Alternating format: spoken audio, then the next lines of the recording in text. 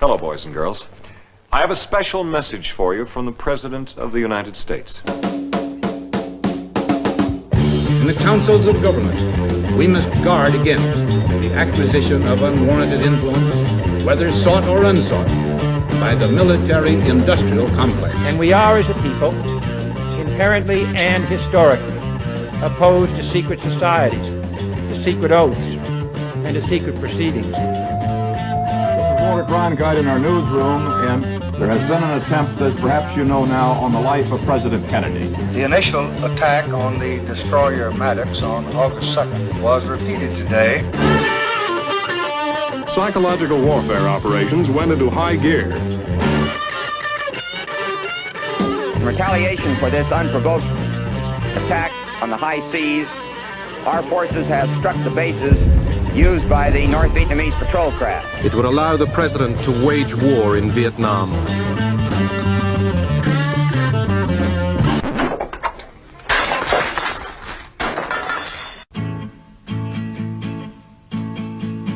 Just running scared.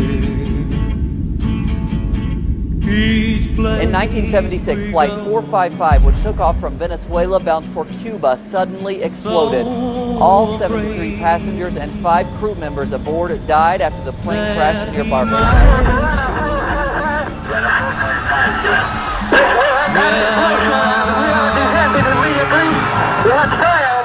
William Colby has been missing since April 27th. His canoe was found washed up on the banks of the Wicomico River April 28th. He's missing and presumed drowned after an apparent boat. I don't have to tell you things are bad.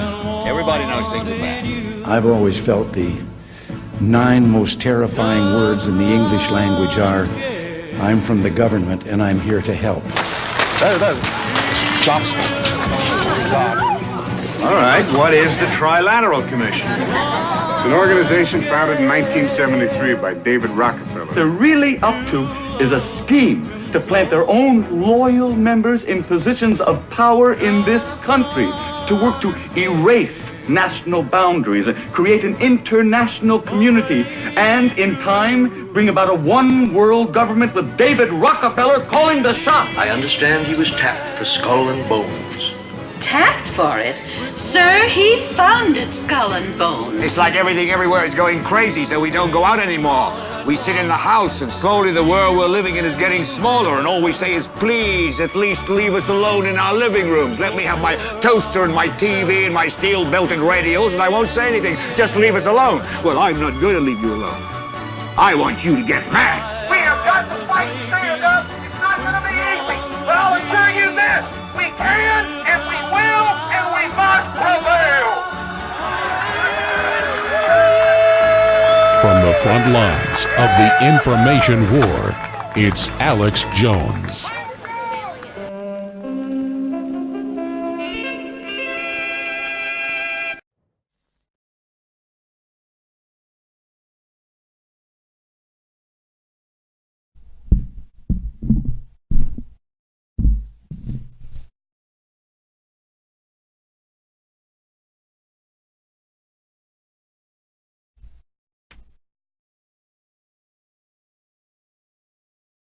See you. We've only got about 25, 30 minutes with you until you got to go catch your plane. Right. We appreciate you coming into InfoWars. Michael Rotando, also known as the Man of the Week. Player of the Week. They are what's saying the 30-year-old perp man that was just evicted by his parents in New York. Mm-hmm. You know, I appreciate your courage coming down here to Texas. Sure thing. And I just want to say, on a scale of 1 to 10, people that have drug problems or people that are mentally ill or people that are criminals, you are not even on that scale. Great. It's nice to hear. Well, I'm not trying to be condescending. The media made you the ultimate demon in the world, both liberal and conservative media. Even the left that pushes dependency and paying for people's anchor babies and sex changes. I shouldn't have paid for somebody's sex change or their nose job. And so I was kind of jumping on you a few days ago, a little bit, but still saying, wait a minute. But he's not 1/10 as bad as all these other people. I'm not saying I disagree with your parents wanting you out of the house at 30. What I am saying is that this whole millennial thing we see of people being obsessed with their phones, being obsessed with television, not going out, not getting jobs, being afraid of change, I think you are indicative of that and actually very, very common. And I don't mean that in a mean way. Okay. What is your world perspective on that? Well, I think that I've just been doing the best I can, and I've been setting forth a reasonable effort, and I don't think there's really anything wrong with the things that I've done, or I stand behind the things that I've done thus far. So that's it. What do you think, because Drew asked this question earlier, what do you think your biggest accomplishment in life has been? Well, Drew asked, and I said it was the belief that I'd raised a child who I thought was smarter than myself, and he said, you're not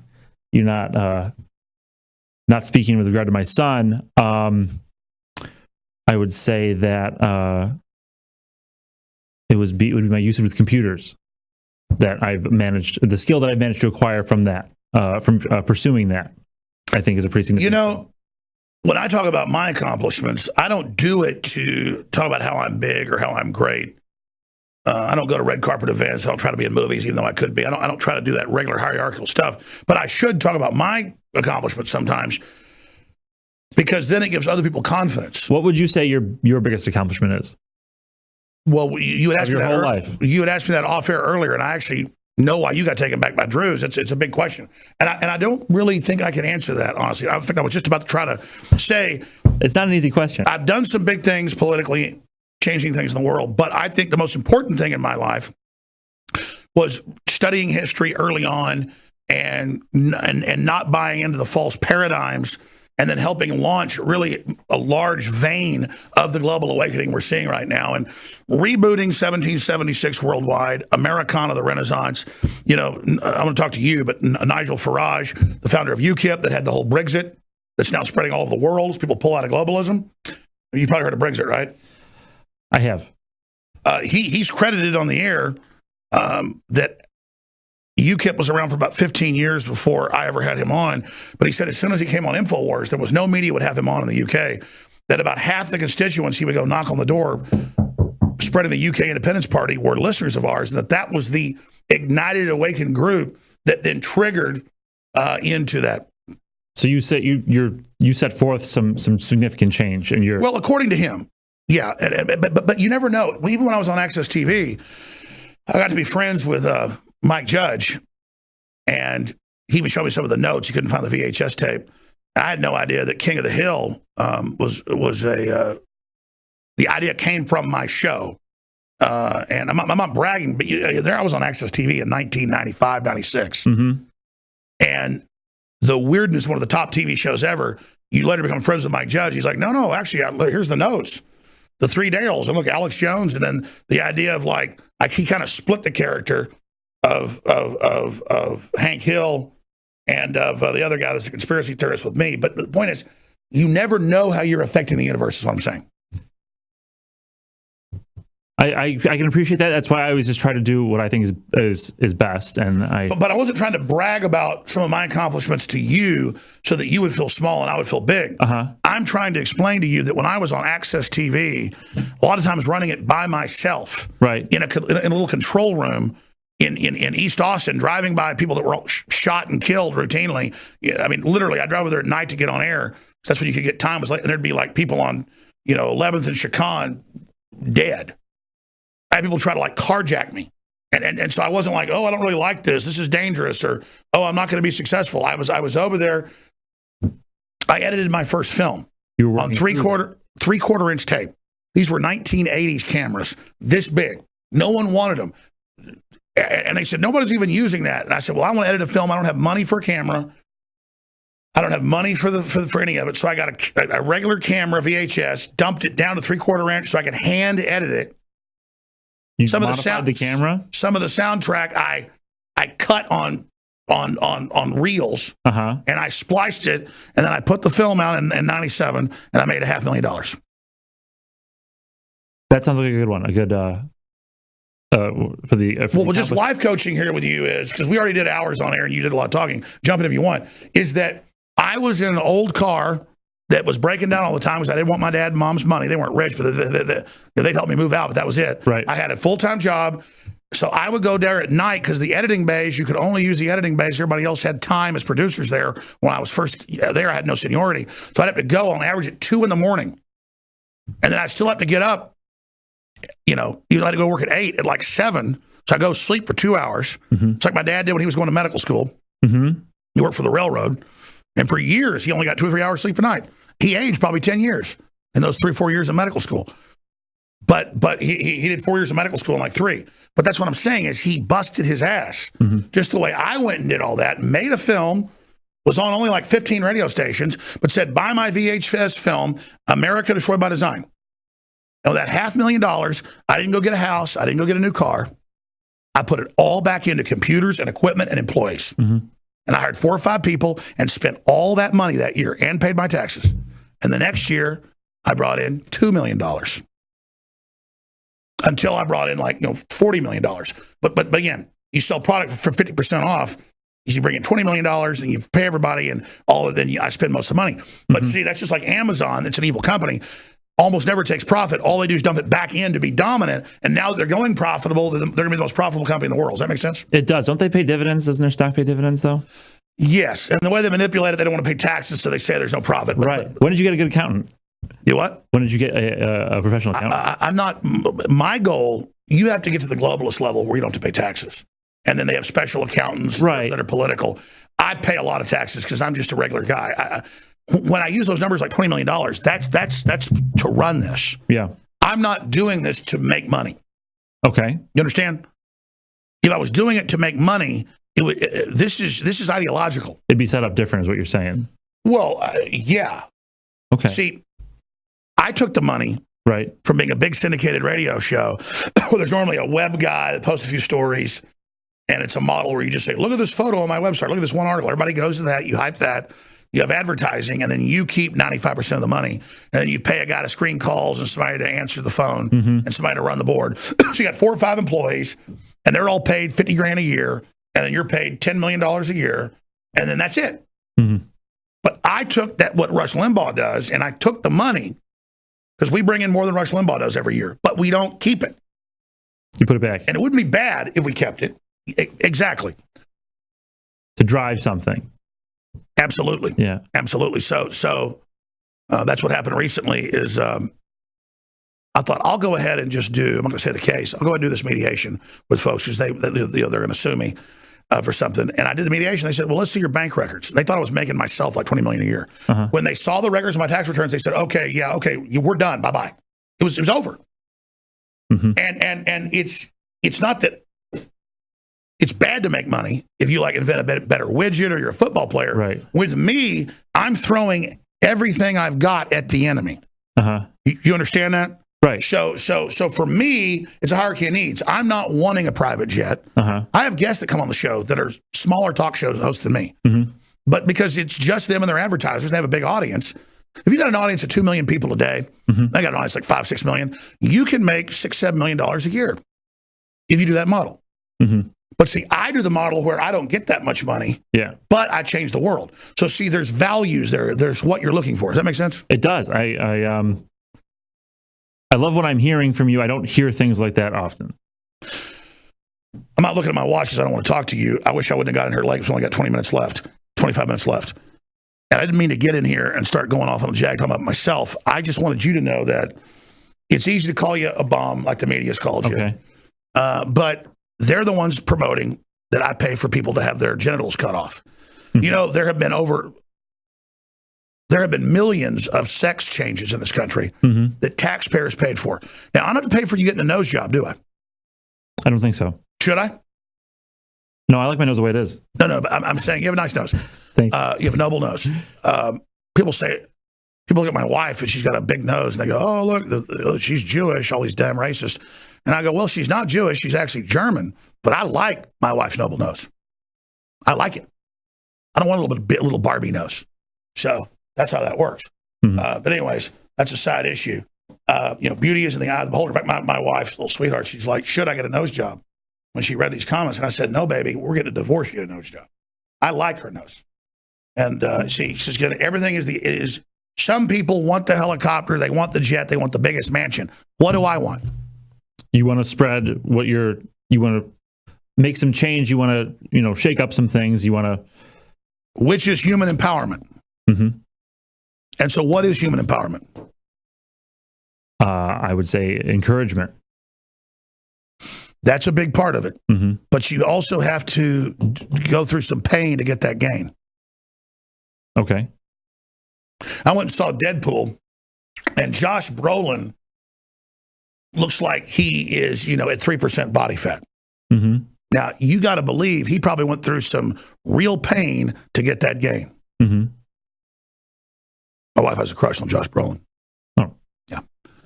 Anyways, side issue. I met Josh Brolin once, and what does he think of that? He didn't care.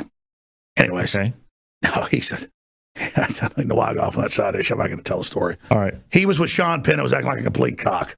But anyways, my point is that we can all pretty much get something we want. We can't get everything we want. Okay. So what is it you want? Because you ain't going to be alive forever. That's true. You're now famous as the guy at 30 being evicted from his parents' house in court. I want to get out of my parents' house, which you made possible. So So that $3,000 made that possible. Yeah. And it's gonna happen. I'll get my things out of there in the amount of time that I have, and it will allow me to continue to pursue the things that I need to pursue without significant interruption as a result of the mandatory relocation. And that means a lot to me. Well, that's good. I hope that I conveyed that to you properly when you gave me the check on your... No, I don't care. Yeah, the $3,000 is great. I did that to induce you to come here. Okay. But also to point out it's, a couple months rent at a decent apartment. Mm-hmm. I'm just simply saying there's the adventure of getting out of your parents' nest. Yep. So I was trying to tell you the story of me, when I first started making American Story by Design, I had a job at a golf course. Mm-hmm. And I had a job selling memberships at a gym. Uh-huh. And I was working both jobs about 20 hours a week. Because the golf course was part-time, so was the gym. None of them wanted to have you as a full-time employee. It was contractors, so you didn't get benefits. Right. It's fine. So I got up, like I said, at the golf course job at like 5 a.m. to go do that. So the times I was in the golf course a few days a week, I couldn't stay up late doing video editing. Uh-huh. So it took me about a year to make the film. Yep. That's a long story. Anyways, I'm just telling you, it wasn't easy. Everything wasn't done the way I wanted it to be. Uh-huh. But when I finally did it, I had the radio show, I had the platform. I thought, why do talk show hosts just have a coffee mug and a newsletter? I'm going to make a film proving what I say about the UN taking over the national parks and education in America, and I'm going to show them the proof. And the listeners responded. Does that make sense? Yeah. It's because of what you were talking about before, about how you're not doing a production, you're doing an ideology. Exactly. But if you bring the ideology, then it will bring the financial independence. And money is great for money is great for independence in medicine and transportation. It's not our God. Right. It doesn't mean we don't like a nice car, nice dinner, but it's not like we're in it in a hierarchical way. Mm-hmm. But listen, Michael, here's the thing. Mm-hmm. You came off as autistic on television. Okay. And you were telling me that in court, when they took your son away from you, not for anything bad you did, they were saying that you were basically incompetent. That's how you described it before. But you were saying that's what they said. That's a very reasonable characterization of what happened. Yeah. I don't think you're incompetent.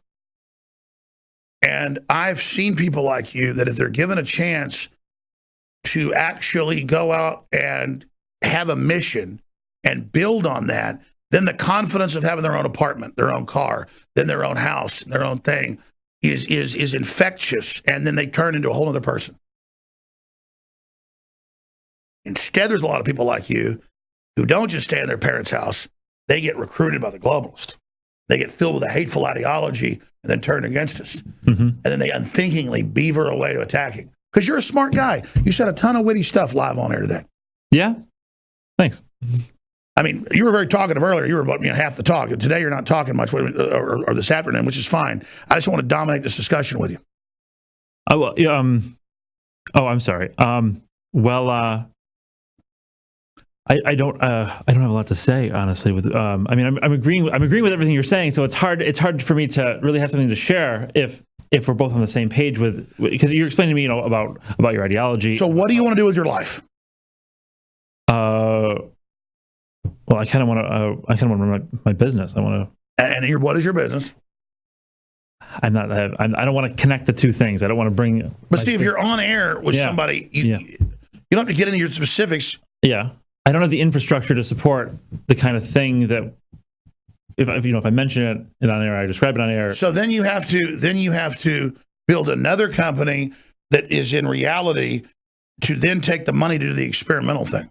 You can't always go to You can't go to 12th grade in the first grade. That's why I don't want to mention it. That's what I want to talk about. Well, no, but you kind of hinted at it. It's like legal advice? No. We were saying you're like working on legal stuff? It's my own legal stuff. It takes But listen, here's the thing. You have to say what your ideas are. Nobody's trying to steal them. I'm trying to understand this. What is just go past the fear. Go past the never getting here. What is the thing? What is the business? Just in a generality. Tech. Information technology. Okay. And there are a lot of guys like you who aren't stupid but are kind of quirky who have tech ideas. So, well, I mean, in general, what's the tech idea? It's not really an idea. It's just it's an ideology. And so what is the ideology? That the stuff that you get from me works. Oh, really? Yep. So like apps or, I mean, what is it? Whatever it is that I offer, that if you come to me and I can offer it to you and we go through with it, that it'll work. I know, but sometimes you have to work with the tools you've got. Like I told you, right? I had old 1980s editing thing that no one would use. I had a used $100 camera. I mean, I had these things. I had a Radio Shack, $100 mic is all I could afford, wireless. I got my cousin to go with me on the road, but it didn't matter. People saw what it was. It was successful. That's what I'm telling you. Is you gotta play with the cards you're dealt, man. Right. And if you win at the lower cards, then you get the bigger cards. Right. You see, you don't go to here automatically. You got to go through steps. Like if you're going up steps to a place, you jump all the way 5 floors up right away? No. You do not. So what I'm telling you is, in life, you've got to choose basic steps. And then you've got to try those steps. And if you fail, it doesn't matter because you're going to learn in the process. Mm-hmm. And just because you meet bad people along the way doesn't mean everybody's bad. Right. The bad people... That's how racism happens. Like if you're a black person, you run into some racist white people, you think your whole life everybody who's white's racist.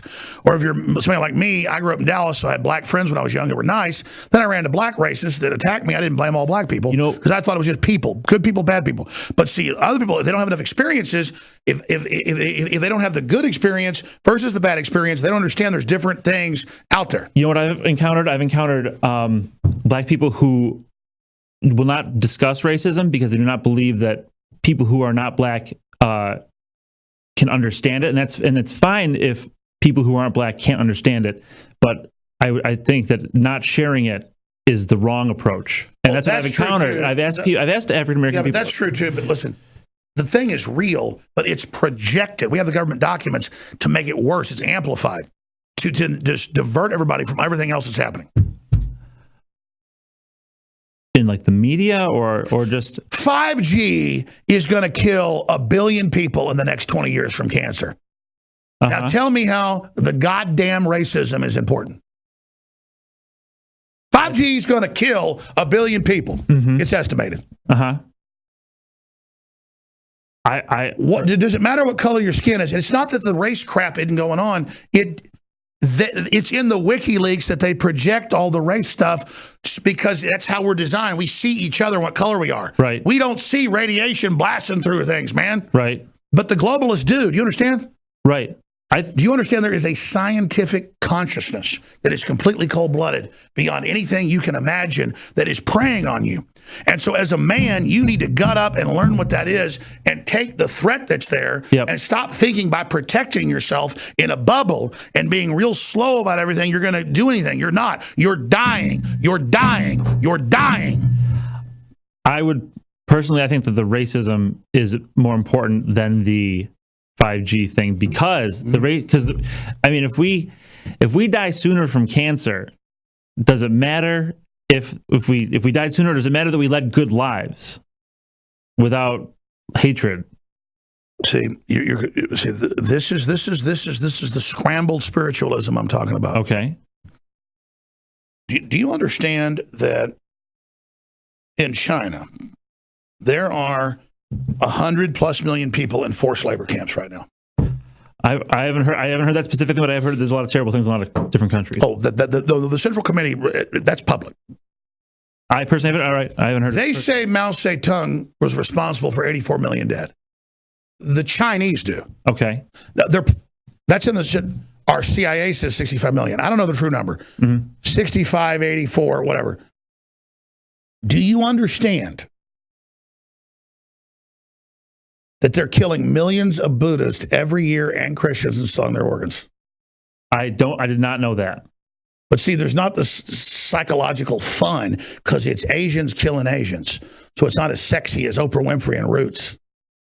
Okay. And some dumbass black guy going, with a bullwhip beating black people. Do you understand that industrial level human cloning is going on? I did not understand that. Oh, it's admitted. That's what I mean, brother. We're not in Kansas anymore. And they know that we are Christians and we've got guilt and we're the West. Even if we're not Christians, we have this ethos so that we're all worried about how we're bad while the whole system's moved on light years down hell. You've got to get past all this stuff. That's why I brought up the race stuff, because that's the new religion of the right and the left. That's all we worry about is it bad? How bad is it? What's going on? Blah, blah, blah. CNN's whitewash about thousands having their organs harvested. That's all BS. It's hundreds of thousands.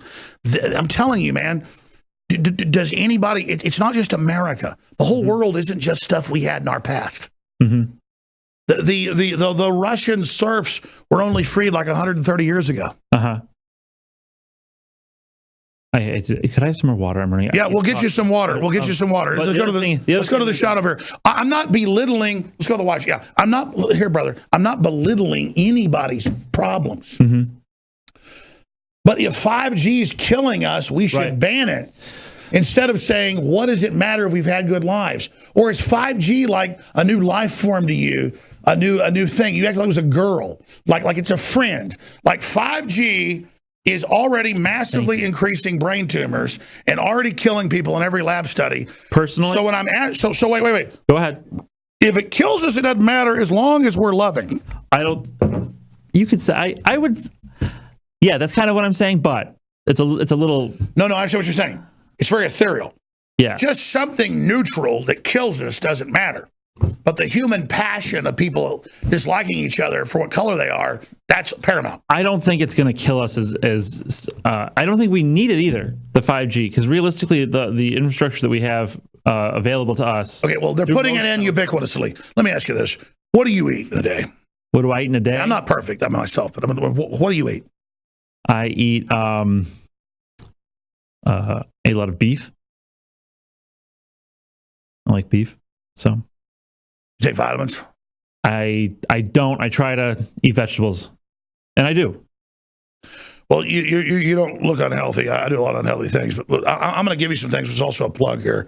I'm going to give you Alpha Power. Okay. Which I had them set out for the body and mind formula, the strongest endocrine type booster that we can come up with safely. So okay. I want you to man up here without a prescription. Safely without a prescription. Well, yeah, well, we're not going to call it a drug. Okay. We're not calling it a drug. Right.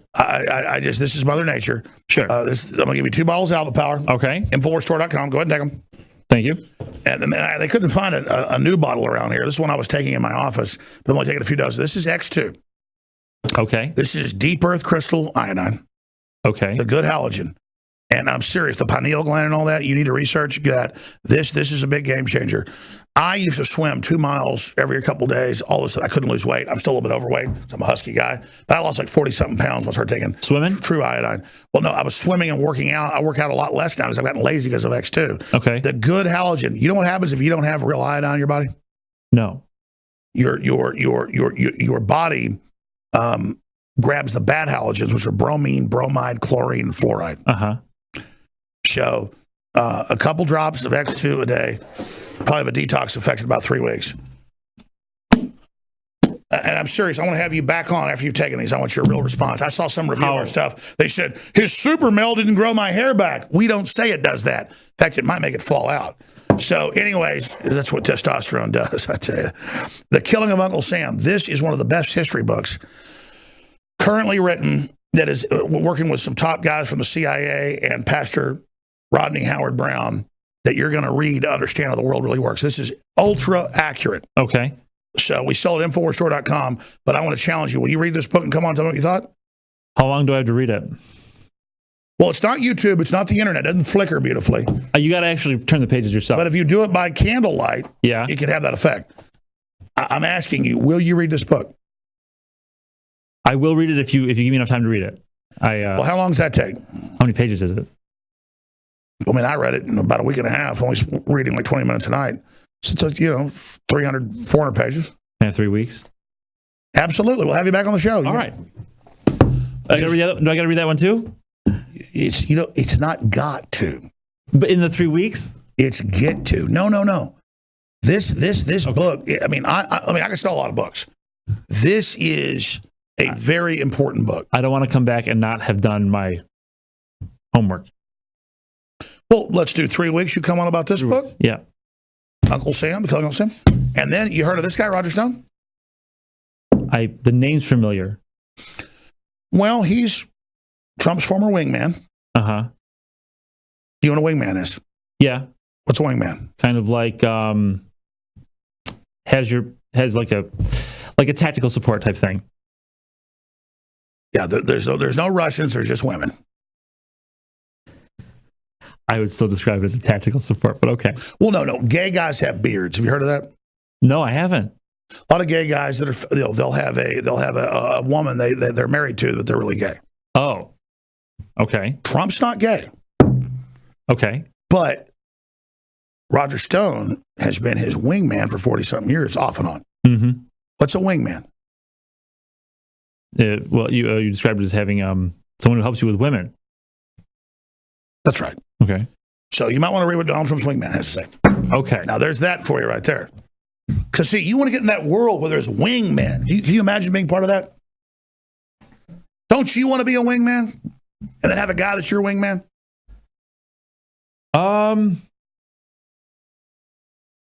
I would say that common interests can come and go as the concerns come and go. Mm-hmm. So, but I mean, that you can have long lasting support from people who have common interests in you. And Sure. I'm just frustrated that everybody thinks that Roger Stone knows stuff about Russians. There's nothing. Or that they're trying to indict him for financial stuff that's made up. And then the whole entire media does not even know, because they're so freaking stupid, what Roger Stone is. Not just a political advisor to Trump, what he is. I already knew this from other sources, and I went and looked. The New York Times knew 30 years ago who Roger Stone was to Trump. So I'm not giving out anything secret or any confidence. Uh-huh. I'm just saying you might want to read. The book should read Donald Trump's Wingman. Then it would be a bestseller. It doesn't really get into that, but it is How to Win at Politics, Business, and Style. Roger Stone, InfoWarsStore.com. But you'll probably buy it at Amazon because it's $1 cheaper. He gets $1.50 for every order you do of taxpayer money. So screw yourself. Go to Amazon and buy it. I don't care where you buy because it supports Roger. But brother, here's the deal. We got 10 minutes left. What's your takeaway from the talk we've had? That you and I share a lot of common. We share common ideology, and personally, it's a unique thing to have the ideology that you and I both have. Well, quantify that ideology. Define that ideology. Like a grassroots type goal. grassroots things built on grassroots growth. Here's what you need to know. Your greatest accomplishment is the fact that your ancestors went through so many crises and threats and disease and war, and that you are their genetic expression. Okay. So you are your ancestors in that great space-time continuum. The fact that you exist is an ultra-massive success in this universe, where I would imagine biological life, compared to the sum spectrum of the universe's measurements, is in the Googleplex level sub-point calculation. So the fact that you exist and are made in the image of God, a sentient being in the space-time continuum, makes you a super creature in the entire vortex of this dimension. Of existence. Or existence. Okay. So there's that. Then there's the fact that you procreated, even though you ended up breaking up with your fiance or whatever, and then ended up losing your son. We had a great relationship for a long time. Mm-hmm. Understand? There's no judgment on you. That's a real thing. You went out, you found a woman, you had a child, you were fertile, you did that magic thing. That's the second thing you did. So you're part of this of the genetic and space-time electrochemical manifestation and genetic teleportation, time-traveling system that's life. It seems like a long time to us, but it's I know milliseconds in the whole, like the universe and how it's all like. I mean, I'm all my ancestors. There's a time, the genetics of that before me is hyper warping through time. So this is just my ancestors and the energy all saw a big threat to us coming up to this point. So they built in momentum and then manifested what was needed in their energy in this time space to put me in. The cohesion of like existence and exactly. Yeah. To take us, all of us, next level. So I'm a lot of people here. You understand? We're all from each other. Exactly. But I mean, they're good people. They're not aggressive and hateful. And I just got to take on some bad people. So it's like in my mother's womb, all of it was decided with the mitochondrial DNA and everything to weaponize for me to come out. You understand? But everybody has that to a lesser or greater degree. You have to decide to manifest that in your genetics, but it's sort of expressing in your brain. So it might not have been done in the womb, but you can do it later. So Michael Rotando, I'm trying to get you out of your prison here. And I'm not saying you're a slave. I'm not saying you're a bad guy, but there's so many other big vistas for you. So number one, well, that's just some geopolitical stuff, but you might want to read it. It was given to you, but it was also a plug. We got to fund something here. Now, that's all in this dimension, trying to get some, I'll read it and we'll talk about it. That's just about energy cubes, energon cubes. Now, moving forward, your ancestors had will and existed and were amazing at every different level. You now are here. You have now continued the bridge and created another level of that genetic electrochemical expression in the space warp you're making. So you've already executed the next level of the space warp. It's a space warp. Okay. Yes, you've now executed the next level. So like my son's a function of me is what you're saying, kind of. A function of all of that. Everybody is physically and electrochemically connected all the way back to wherever we came from. Right. It is like a power lines. It's history. It's power lines. Yep. It's power lines. You are back, whether it was billions of years, trillions of years, or 6,000 years, like misinterpretations of the Bible. You are a continual line of all those people. Right. Their juice, their guts, their sweat, what they saw went through those genes all the way through to what you are right now. Pretty big. That's what makes life so exciting. And now you've taken the next step. You had a child. Doesn't mean you're perfect, and not everybody lives in this thing. And I don't mean that metaphysically or physically, can be both. Now, the next thing is the world has decided to create a buffered nanny state so that more powerful individuals don't manifest towards the next jump, which is going to be even harder. And so there's a conflict going on to kill this experiment of consciousness before it goes to the next level, because it's a particularly powerful experiment in consciousness by the mastermind. Don't you believe that people inherently wish to pursue, higher levels of consciousness or their dreams or things like that? Do you think that's inherent to people, or do you think that's a function of their environment, more or less exclusively? It's totally inherent to people. Okay. And the entire VR world is about taking you into a full system of dreams so that you don't have the real dreams. And all the numbers show TV, internet, all this sequesters the dreams when it's standard programming. Right. So what I'm telling you is you already have the dream. You're in the dream. So you just want to sit there at your house and you kind of feel like you haven't, you get caught in that. You have to build the stairway to the rocket by doing the petty things our ancestors did. Thousands of years ago, they dreamed of gods and wars and all these sophisticated things and world governments and Mark of the Beast thousands of years ago and pillars of fire. They could already see the future, but they had to have sailing ships and mathematics and teach people and slowly build the steps. And now we're at the door into the next level. But people that already got to the door looked back and decided, if all of them go through the door, they're going to challenge us on the other side. We need to cut them off so they don't go through the door. They don't know that that's the secret. You cut people off from the door, you don't actually go through the door. There's a trap door if you keep them from going through the door where they drop you. Now, you understand that? Yeah, I do. Where do you think that comes from? All that the tricks and the why because I asked you, you said you believe it's inherent that people pursue their dreams.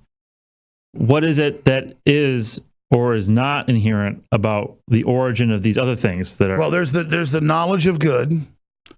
If you believe the allegory of Adam, where does the bad stuff come from? Is what I'm asking you. Well, if you're perfect and you understand how the universe works, and you've got an unlimited energy supply, you don't need to engage in manipulative systems. But in the knowledge of evil is knowledge of distortion and knowledge of manipulation. Okay. And so we have the knowledge of good and evil. And the modern church teaches us, don't have the knowledge of evil, be a sheep. That's another distortion. No, the knowledge of evil, now that we're in this paradigm, is good because we have the knowledge of how the enemy's operating with the knowledge of evil. The mainline Christian argument is you don't want to engage in the knowledge of evil because it's so seductive that if you knew that, you could get ahead with that knowledge of evil. What if you just chose not to be evil? But then the definition is broad. You shouldn't try, we're going to end this in a minute, to make your parents, because you have a vision and you want it to work the way you want. The essence of evil is selfishness. And so you're forcing them that gave you life to live under your paradigm on your timetable when you have to respect them as your progenitors.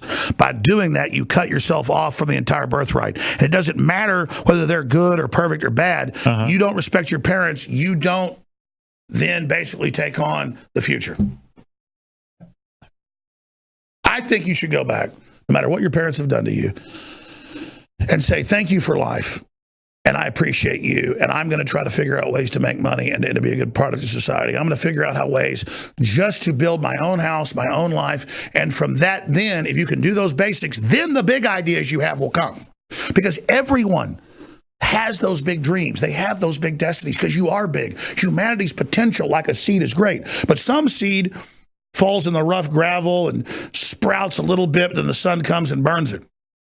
And some seeds even fall in the fertile ground, but birds come and eat it. And some seeds, they get blown around by the wind, and a bunch of them die, but one of them kind of goes down in a little crevice in the ground, and it sprouts up into a big tree that creates a whole new world. And so you have to understand that just the simple things and just the little things create the larger universe around us. And so because you have big visions in your mind, you shouldn't have to expect that they've got to be manifested right now.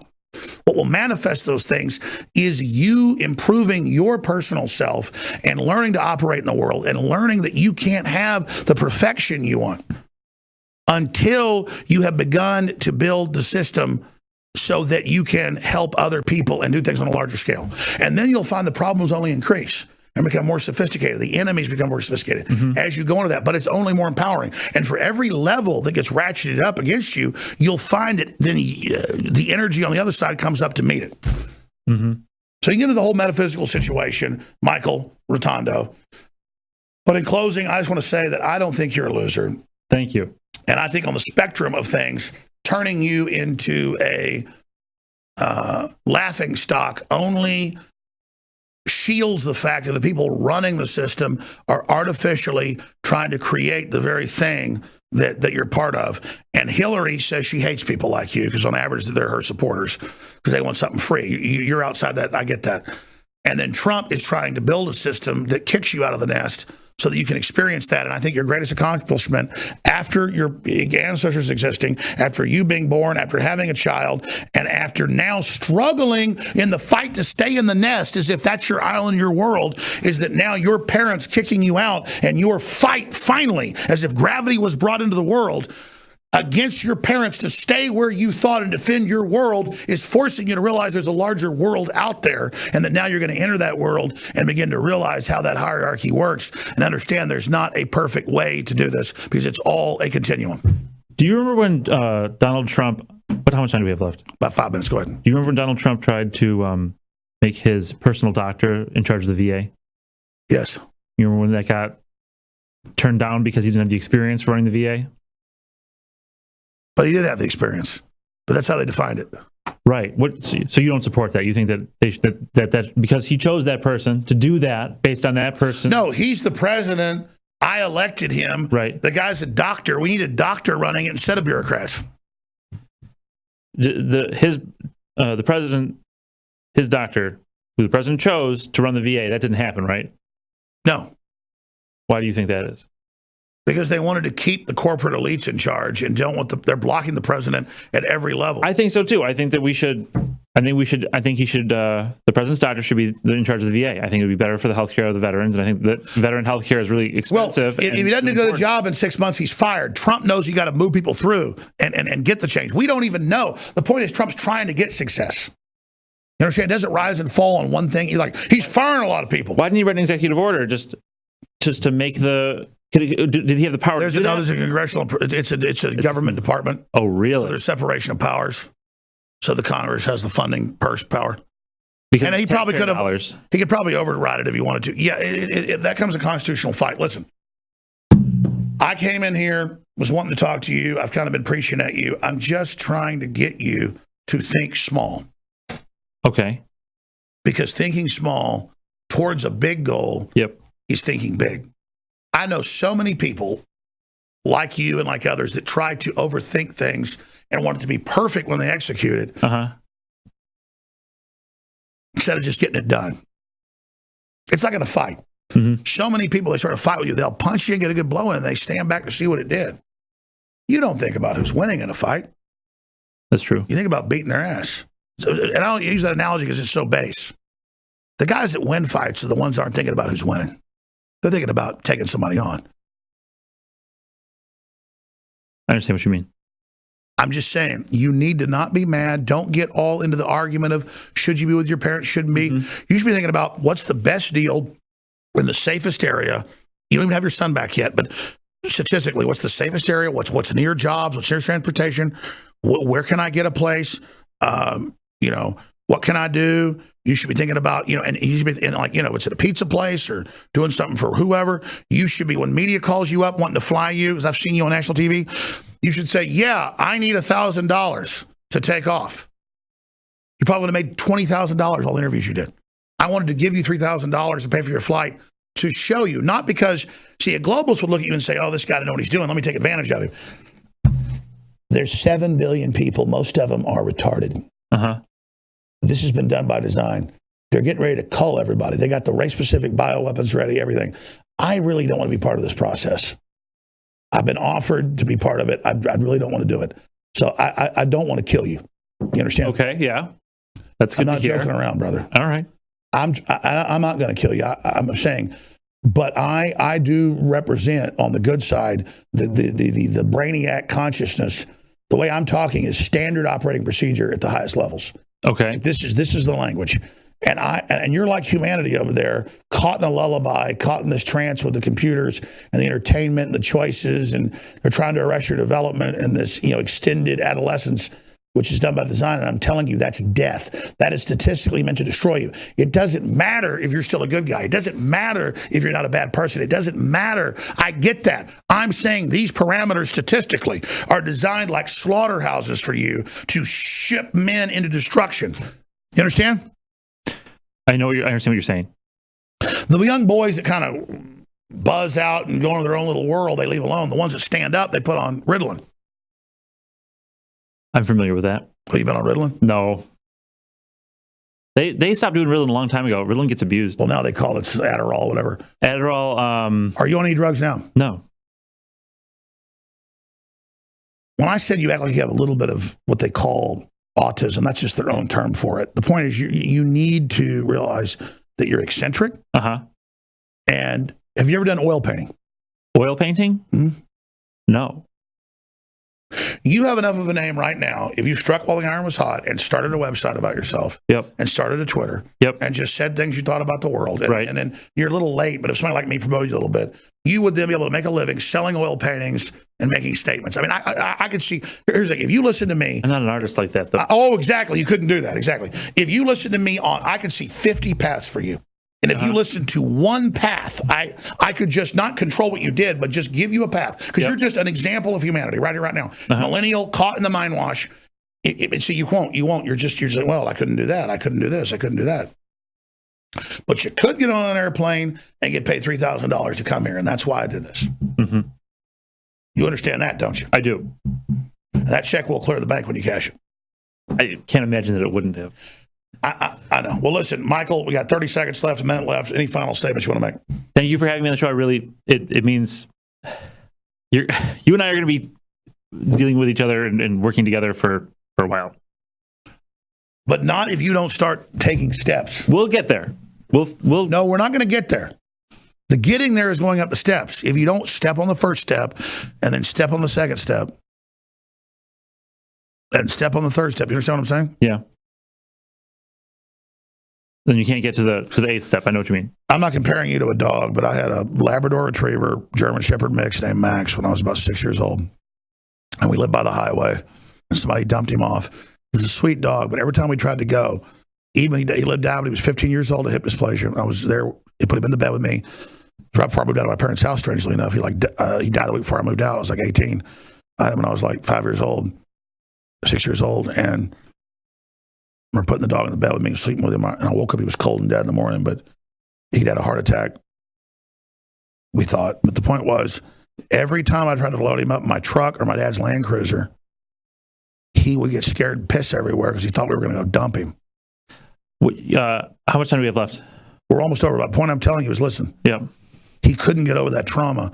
I never beat the dog. Right. I love that dog. I buried that dog myself. Mm-hmm.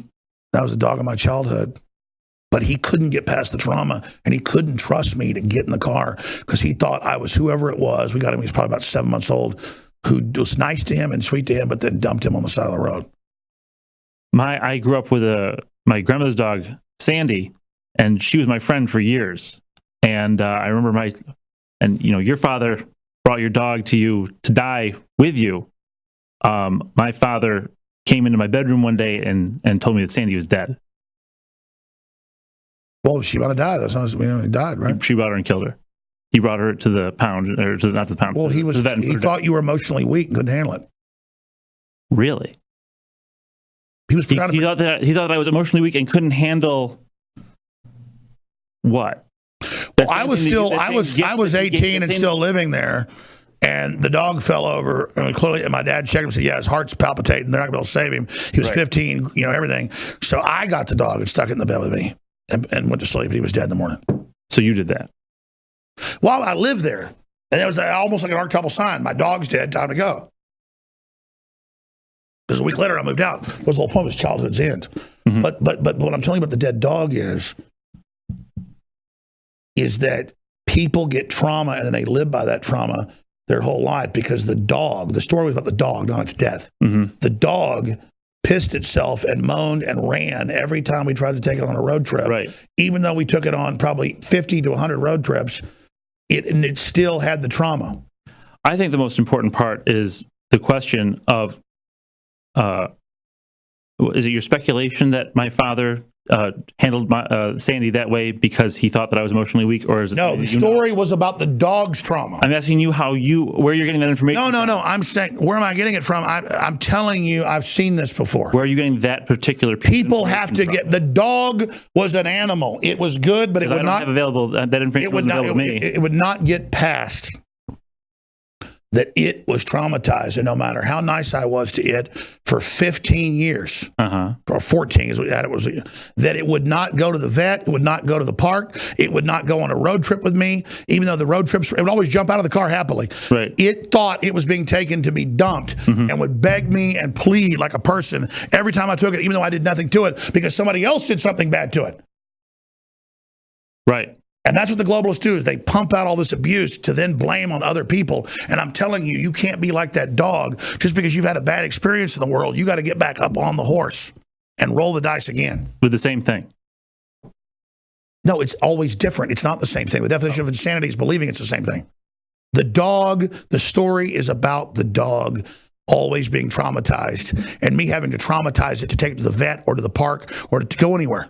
Having to pick it up while it pissed on me until the day it died, begging me not to take it away because of whoever it was taken away from. I didn't betray the dog. But every time I took it somewhere, I had to metaphysically experience the betrayal of the dog psychically again, because dogs are very psychic. Right. Psychic, it's what we have them around, they're psychic buffers. Look, I'm going to leave you alone about these issues. The point, we'll talk, so we can talk. The point is, I can't talk to you unless you start taking steps. Because you are patient zero in extracting the millennials out of the trance they're in. Just like dogs that have been abused by the technology and the system and the neglect and the latchkey crap and all of it, you have to stop following the same thing. You're not that dog. You're not that same person. You're not reliving the same thing over and over again. It's a whole new world out there.